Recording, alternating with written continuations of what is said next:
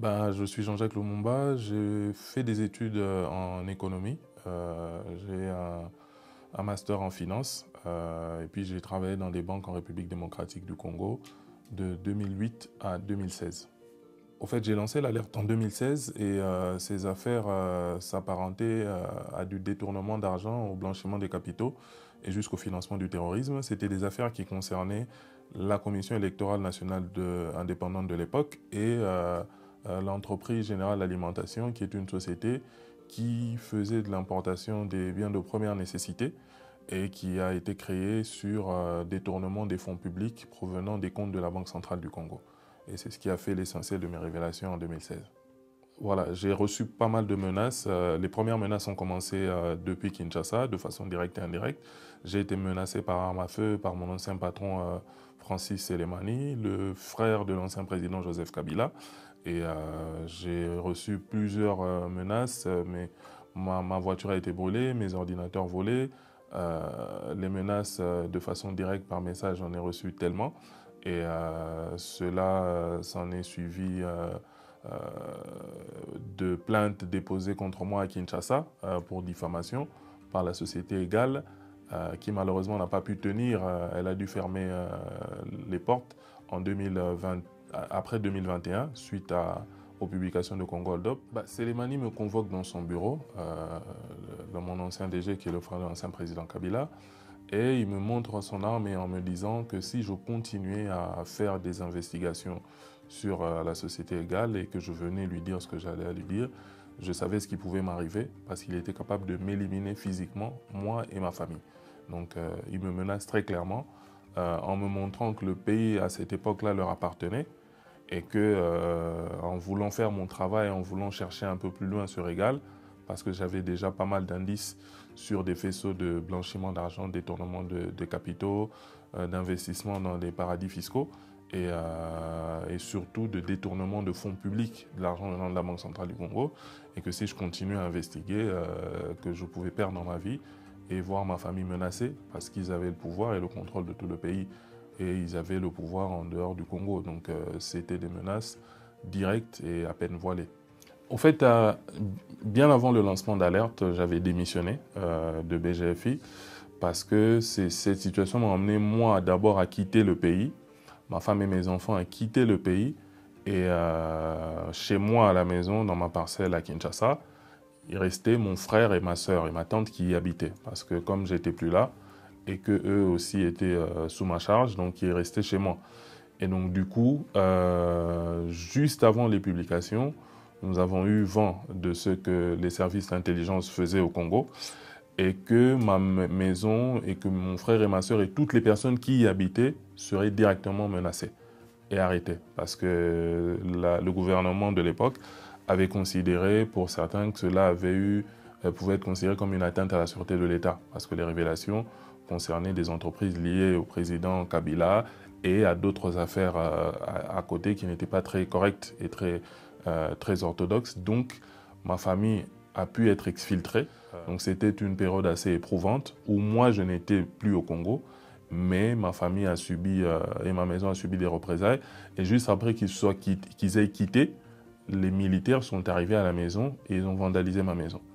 Donc, ils sont venus piller, prendre ce qu'ils pouvaient prendre parce qu'ils disaient que c'était pour des raisons d'enquête, mais ils sont venus clairement vandaliser ma maison parce que les portes ont été cassées, les vitres cassées, et ils sont rentrés, ils ont pris tout ce qu'ils pouvaient prendre. Donc c'est un épisode assez compliqué et difficile. Les gens ont vu peut-être ou voient que la partie lancement d'alerte, mais il y a une partie menace physique et intégrité physique sur ma famille qui a été dure à supporter. Et donc ce qui fait qu'ils sont partis en exil depuis cette époque-là et ils y vivent encore jusqu'à aujourd'hui.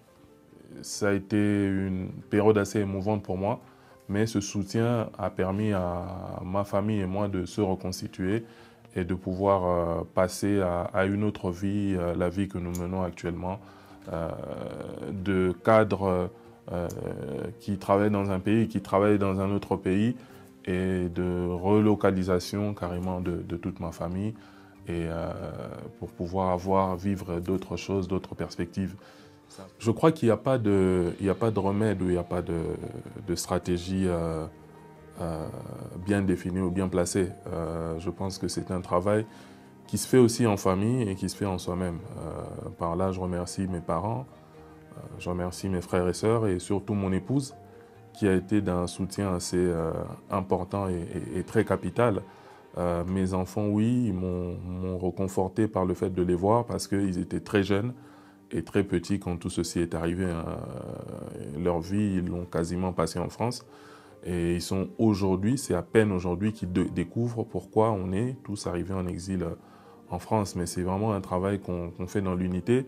Vous savez, quand on rencontre une épreuve dans la vie, l'un des moyens pour pouvoir en sortir et y remédier, c'est l'unité et une certaine cohésion au sein de sa famille et des personnes qui nous sont proches. Parce que c'est un travail difficile pour chacun. Chacun vit la chose différemment. Mais on a été obligé de se soutenir et de passer du temps ensemble et d'essayer de passer à autre chose. Et à un moment donné, d'aller en vacances aussi avec la famille, se reconstituer autrement, permet de comprendre que dans la vie, il peut y avoir des hauts et des bas, des situations difficiles, mais l'unité, la solidarité, l'amour, la fraternité permet de passer vraiment à autre chose. Et aussi ma foi chrétienne, hein, je ne peux pas la renier, m'a aussi aidé à pouvoir passer à autre chose et à sortir tête haute de cette situation. Il est très important pour les lanceurs d'alerte d'être dans un réseau, dans une communauté, dans une structure comme PLAF pour pouvoir en sortir indemne de cette situation. C'est quelque chose de très difficile. Aujourd'hui, je le dis que c'est une décision que je ne regrette pas, mais c'est parce qu'avant, j'avais évalué les conséquences. Et c'est surtout parce que juste après, il y a eu PLAF qui est arrivé pour pouvoir me montrer les bons et les mauvais côtés de la décision que j'avais prise. Parce qu'il y aura des moments difficiles. C'est un soutien de taille qui n'a cessé d'être mis en place. Je peux dire que ça va faire maintenant 8 ans. Et ça m'a permis de me refaire moralement, mentalement, financièrement et professionnellement. Le lancement d'alerte est très important dans un pays comme la République démocratique du Congo parce que ce qu'on reproche beaucoup aujourd'hui à la République démocratique du Congo, c'est d'être l'un des pays les plus corrompus, avec une population qui vit dans une extrême pauvreté, une gouvernance qui laisse à désirer quand même, une démocratie encore en construction, vraiment, mais à l'état embryonnaire. Et les lanceurs d'alerte sont comme les gardiens de cette démocratie. Je pense que pour moi, en RDC, si je ne dois me fier qu'à la situation actuelle, il y aura de la place pour le désespoir. Mais je suis quelqu'un d'assez optimiste et je pense qu'avec le temps, la situation va s'améliorer. C'est la raison pour laquelle je mets un accent assez particulier sur la justice, parce que je crois qu'il n'y a que la justice qui peut mettre tout le monde d'accord et permettre à ce que les entreprises soient de plus en plus redevables, soient de plus en plus conformes et mieux structurées, parce que ça y va même de l'intérêt de l'avenir et de la croissance économique de la nation. Parce que s'il n'y a pas de redevabilité, s'il n'y a pas de l'organisation derrière, s'il n'y a pas un suivi, s'il n'y a pas des sanctions, que ce soit positives ou négatives, contre les personnes physiques ou morales qui enfreignent la loi ou qui respectent la loi, parce que je crois qu'il y a lieu aussi d'encourager ceux qui font du bon travail, cela n'améliorera pas les choses dans le bon sens.